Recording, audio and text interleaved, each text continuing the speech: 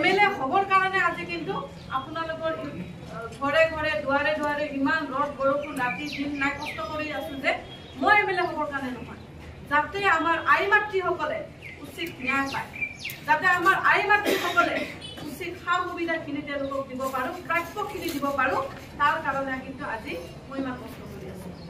গতিকে আপোনালোকক মোৰ নিচিনাকে সকলোৱে নিজে একগৰাকী মীনাক্ষীৰমান হৈ যদি ভাবিব নাই আমি আমাৰ নিজৰ কাৰণে এতিয়া যুদ্ধ কৰিব লাগিব বুলি যদি চিন্তাত নামি যায়, ইনশাল্লাহ এইবাৰ আমি পাকাবেতাৰী সমষ্টিত ৰেকৰ্ড কৰিম, ইতিহাস কৰিম। মই অনুৰোধ কৰিছো আমাৰ ফাতেমা বাইদেউ, আমাৰ ব্লক কমিটিৰ সভাপতি আছে, সম্পাদক আছে, জিপি কমিটিৰ যিখিনি মানুহ, আমাৰ কমিটিখন আজি আধৰুৱা হৈ থাকিব। ইয়াতে আপোনালোকে সকলোৱে আলোচনা মৰ্মে সম্পূৰ্ণ কমিটিখন বনাই দিব।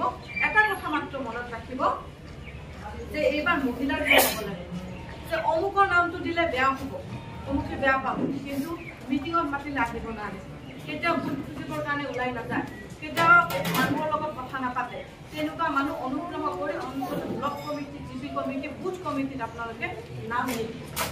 যিয়ে অন্তত মই সেইটো জিপিত গ'লে 50জন মহিলা মোৰ লগত সেই জিপিৰ পৰা দলীয় কৰ্মী মোৰ লগত একেলগে ওলাই আহিব পাৰিব, তেনেকুৱা মানুহৰ দ্বাৰা আপোনালোকে সংগঠিত কৰক।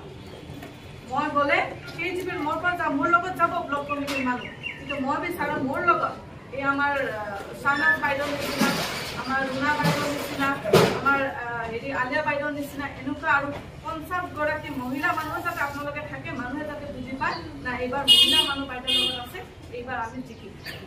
গতিকে এনেকৈ আপোনালোকে সংগঠিত কৰক। এতিয়া ইয়াৰ পিছৰ পৰ্যায়ৰ কথাখিনি কি হ'ব, যেতিয়া ফুল ফ্লেজেড কমিটিখন হ'ব, এদিন আকৌ ভাল বতৰ দেখি ধুনীয়া এটা পৰিৱেশত আমি পাৰিলে হল ধুনীয়াকৈ মিটিং কৰি আপোনালোকক মাতিম।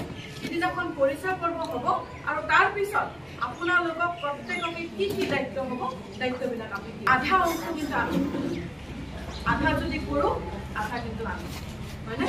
আৰু এই আধা আমিয়ে সমাজৰ এটা অংশ চাকৰি কৰি আছে, বিজনেছ কৰি আছে, দোকান কৰি আছে, কান্দা কাটি আছে, ৰিক্সা চলাই আছে, আৰু আমি কি কৰোঁ, আমি কেৱল ভাত বনাই গোটেই দিন পাৰ কৰোঁ।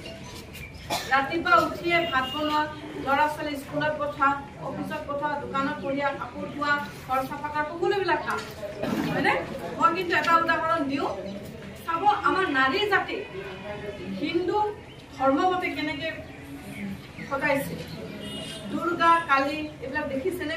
কেইখন হাত থাকে, 10খন। এইটো নুবুজাব যে সেইটো সময়তে 10খন হাত আছিলে, কিজানি নাছিল, নাজানো কি আছিলে, কিন্তু এইটো বুজায় যে এগৰাকী নাৰী কিমান কাম কৰিব পাৰে, 10খন কিমান। গতিকে আমাৰ শক্তি কিন্তু কোনো গুণে কম।